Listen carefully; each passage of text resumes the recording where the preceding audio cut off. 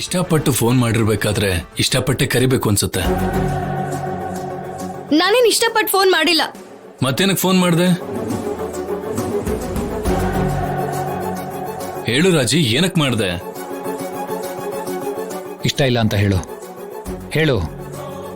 ಅದು ನಿಮ್ ಕಂಡ್ರೆ ಇಷ್ಟ ಇಲ್ಲ ಅಂತ ಹೇಳೋದಕ್ ಫೋನ್ ಮಾಡ್ದೆ. ಅಂದ್ರೆ ನಾನಂದ್ರೆ ಇಷ್ಟ ಅಂತ ಆಯ್ತು? ಇಲ್ಲ ಇಲ್ಲ, ಹಾಗೆಲ್ಲ ಏನಿಲ್ಲ. ನನಗಿಷ್ಟ ಇಲ್ಲ. ನಾನ್ ಫೋನ್ ಮಾಡಿದ್ರೆ ಇಷ್ಟ ಇಲ್ಲ ಅಂದೆ, ಮತ್ತೆ ನೀನೇ ಫೋನ್ ಮಾಡಿ ಇಷ್ಟ ಇಲ್ಲ ಅಂತಿದ್ಯಾ ಅಂದ್ರೆ ನಿನ್ ಮನ್ಸಲ್ಲಿ ಇಷ್ಟ ಇದೆ ಅಂತ ನನ್ಗೆ ಅರ್ಥ ಆಯ್ತು. ನಾನ್ ಫೋನ್ ಮಾಡ್ತಿದ್ದ ಹಾಗೆ ನಂಗೆ ಇಷ್ಟ ಇದೆ ಅಂತ ಹೇಗ್ ಅನ್ಕೋತೀರಾ?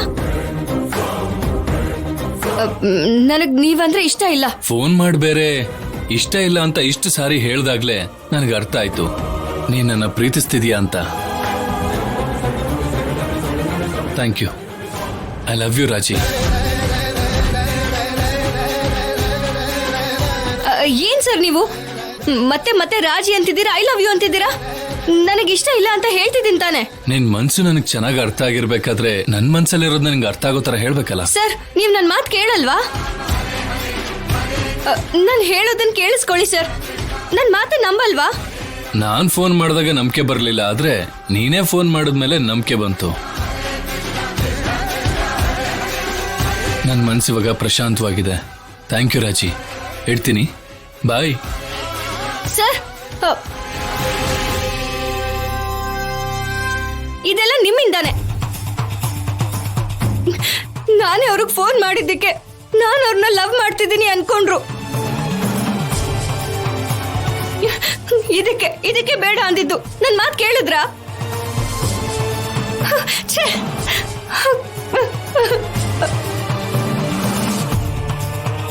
ರಾಜಲಕ್ಷ್ಮಿ ಏನೋ ಪ್ರೀತಿ ಇಲ್ಲ ಅಂತ ಹೇಳ್ತಾ ಇದ್ದಾಳೆ. ಅವನ್ ನೋಡಿದ್ರೆ ಪ್ರೀತಿಸ್ತಿದ್ದೀನಿ ಅಂತ ಹೇಳಿದ್ನಲ್ಲ, ಯಾವ್ದು ನಿಜ? ಅವನ್ ಮಾತನ್ನ ನಂಬೋದಾ ಇಲ್ಲ ರಾಜಲಕ್ಷ್ಮಿ ಮಾತನ್ನ ನಂಬೋದಾ? ನನ್ನನ್ನು ಪ್ರೀತಿಸ್ತಾ ಇದ್ದೀನಿ ಅಂತ ನನಗೆ ಐ ಲವ್ ಯು ಹೇಳಿ ಅವನನ್ನು ಹೇಗೆ ಪ್ರೀತಿಸೋಕೆ ಸಾಧ್ಯ? ಈಗ ನಾನು ಯಾರನ್ನು ನಂಬಲಿ?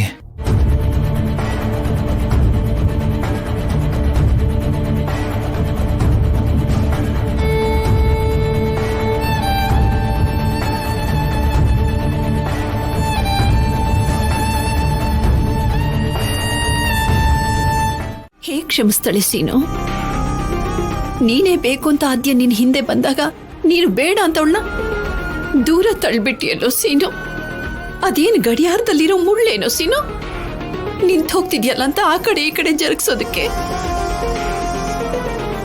ಏ ಸೀನು, ನಿನಗಿಂತ ನನಗಿಂತ ಆದ್ಯ ತುಂಬಾ ದೊಡ್ಡೋಳು ಕಣೋ. ತನ್ನನ್ನು ಇಷ್ಟಪಡ್ತಿರೋ ಎಲ್ಲರ ಮಧ್ಯನೂ ಇದ್ದು ಬದುಕೋದಕ್ಕಿಂತ ದೂರ ಹೊರಟೋಗದೆ ಒಳ್ಳೇದು ಅನ್ಕೊಂಡ್ಬಿಟ್ಲು ಕಣೋ. ನಂಬಿಕೆ ಇಲ್ದಿರೋ ಜಾಗದಲ್ಲಿ ಜೀವನ ಪೂರ್ತಿ ಜಗಳ ಮಾಡ್ಕೊಂಡಿರೋದಕ್ಕಿಂತ ಎಲ್ಲರ ಕಣ್ಣಿಂದನೂ ಮರೆಯಾಗಿ ಎಲ್ಲೋ ದೂರದಲ್ಲಿ ಬದುಕೋದು ಒಳ್ಳೇದು ಅಂತ ನಿರ್ಧರಿಸಿದ್ಲು. ಅಮ್ಮ ಹೇಗ್ ಮಾಡ್ತಾರೆ ಅಂತ ನನಗೆ ಗೊತ್ತಿರ್ಲಿಲ್ಲ ಅತ್ತೆ. ಅಮ್ಮನ್ ಮಾತು ಕೇಳಿ ಹಾಗೆಲ್ಲ ನಡ್ಕೊಂಡಿದ್ದು ನಾನು ಹಾಗೆ ಮಾಡಿದ ತಪ್ಪೆ ಅತ್ತೆ, ತಪ್ಪೆ. ನನ್ನ ತಪ್ಪು ನನ್ಗೆ ಅರಿವಾಯ್ತು. ಪ್ಲೀಸ್ ಅತ್ತೆ, ಆದ್ಯ ನನ್ನಿಂದ ದೂರ ಆಗ್ದಿರೋ ಹಾಗೆ ನೀವೇ ನೋಡ್ಕೋಬೇಕು. ಅಯ್ಯೋ ರಾಮ್ನೆ, ಈಗ ನಾನೇನ್ ಮಾಡೋಕ್ಕಾಗತ್ತೆ ಸೀನು? ಯೋಚನೆ ಮಾಡದೆ ಆವೇಶ ಪಟ್ಟು ಇಂಥ ಸ್ಥಿತಿನ ತಂದ್ಕೊಂಡು ನಿಂತಿದೀಯ ನೀನು. ಆದ್ಯನ್ ಮನಸ್ಸನ್ನ ಚೂರ್ ಚೂರು ಮಾಡಿ ನನಗೀಗ ಆದ್ಯನೇ ಬೇಕು ಅಂತ ಕೇಳಿದ್ರೆ ಹೇಗೂ ಸಾಧ್ಯ? ನೀನ್ ಮಾಡಿದ ತಪ್ಪಲ್ವೇನೋ? ತಪ್ಪಿಗೆ ಶಿಕ್ಷೆ ಕೊಡಬೇಕು, ಆದ್ರೆ ಆದ್ಯನ ದೂರ ಮಾಡ್ಕೊಳ್ಳೋಷ್ಟು ದೊಡ್ಡ ಶಿಕ್ಷೆ ನನಗೆ ಬೇಡ ಅತ್ತೆ. ನೀವ್ ಹೇಳಿದ್ರೆ ಆದ್ಯ ಕೇಳ್ತಾಳೆ. ಬನ್ನಿ, ಬಂದ್ ಮಾತಾಡಿಯತ್ತೆ, ಬನ್ನಿ. ಏನ್ ಮಾತಾಡು ಅಂತೀಯಾ? ಒಂದ್ ವೇಳೆ ನಿಮ್ ಸ್ವಂತ ಮಗ ಆಗಿದ್ದಿದ್ರೆ ಹೀಗೆ ಬಿಟ್ಬಿಡ್ತಿದ್ರ ಅತ್ತೆ? ನನ್ ಬಗ್ಗೆ ಮಾತಾಡಕ್ಕಾಗೋದು, ಆದ್ಯನ್ಗೆ ನನ್ ಬಗ್ಗೆ ಹೇಳೋಕ್ಕಾಗೋದು ನಿಮ್ಮೊಬ್ರಿಗೆ ಅತ್ತೆ. Excuse me sir, excuse me. ಹೇಳಿ ಸರ್.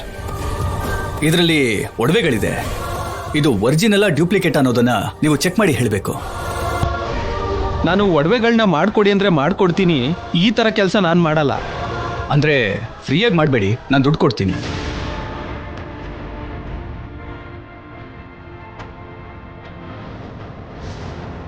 ಒಂದ್ಸಲ ಚೆಕ್ ಮಾಡ್ತೀರಾ?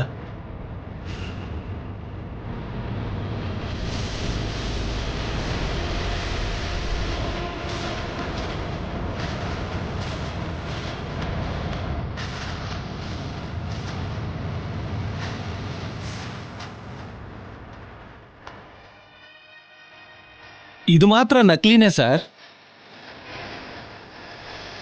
ಅದನ್ನ ಮಾತ್ರನೇ ಅಲ್ಲ, ಇದನ್ನೆಲ್ಲ ಒಂದ್ಸಲ ಚೆಕ್ ಮಾಡಿಬಿಡಿ.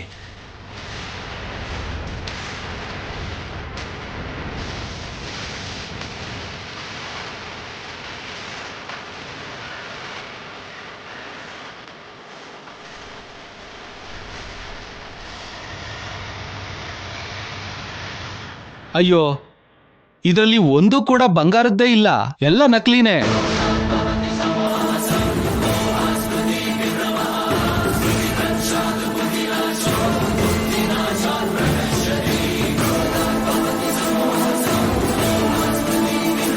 ನಕಲಿ ಒಡವೆನ್ ಕೊಟ್ಟು ಪದ್ಮನ್ನ ಅವ್ರ ಕಡೆ ಮಾಡ್ಕೊಂಡು ಸೀನುನ ಚಾರು ಕೊಟ್ಟು ಮದುವೆ ಮಾಡಬೇಕು ಅಂತ ನೋಡ್ತಿದ್ದಾರೆ ಅಂತಾಯ್ತು.